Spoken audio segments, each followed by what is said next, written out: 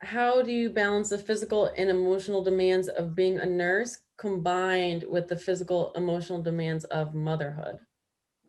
So I always have to have like a day, or at least 2 days out the month where I can just do stuff by myself alone. So usually I'll go get like a wax, or I'll go like to the spa, get a massage. I love massages, though I haven't gotten too many this year, but I love getting massages, getting nails done. I can't do too much with my nails because of nursing. But definitely those are going out to eat. I can eat everywhere, anywhere. I love trying new restaurants out. Self-care is really important. So I'm Yeah. super happy that you say that you know, are doing what you can to support yourself, because, you know, it's just like they say on the planes, like put your own mask on before you help Yeah. anybody else. And I feel like that totally applies to all of life. So that's really good. Yeah, and I just started this program through my job. It's called like a lifestyle health and wellness program, just to like help me do better with like eating nutritious things and working out and just being more accountable about it, because I'm trying to lose weight, but it's hard. But I feel like with that, and I feel more accountable because we have meetings every week on Mondays, and then we meet personally with our trainer once. No, that's awesome. Honestly, it helps like having that motivator. I know Yeah. between like, between Kendra and myself doing the program we're doing, it's like having either a partner or just having some kind of Yeah. accountability in general. So, yeah, Really it helps. makes you think about like, what would they say if I'm doing this right now? And also having like, your daughter to like, you want to be healthy for your family too, Yeah. like for And your. that was like, yeah, that was the number one thing, because I feel like running behind with her, I can't keep up with her already. So I'm like, I need to get in shape so we can run around together. In today's world, given COVID-19 and police brutality, as a mother, how do you prepare your child for that? That was a hard question, because she's only 2 right now, but I always think about it, because I'm like, when she gets older, like it's not like how it was when I was growing up. It's a lot more raw now out on the road, especially with social media, because she has direct access to it. Like I can't just stop her from looking things up on Google. And that's another thing that scares me, because kids go straight to Google instead of coming to you about a situation. So it's like I feel like I have to talk to her, let her know that her voice is important and it needs to be heard.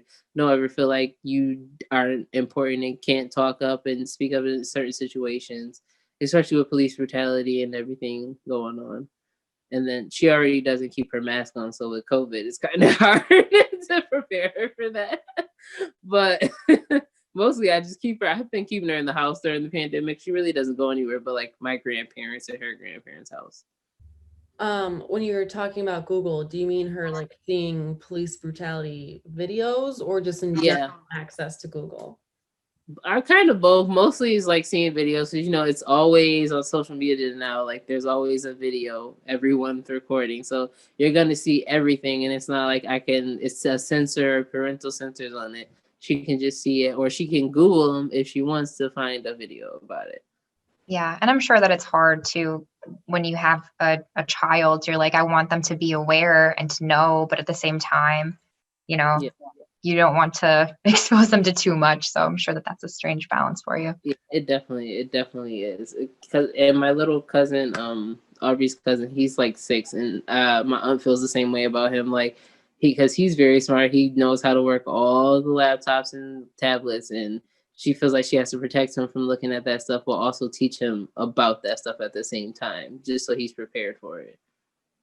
Which is unfortunate. You have to get him prepared so early, but it's better to have it than to not. What are some of your favorite books to read to your daughter? Oh, let's see. We love Frozen.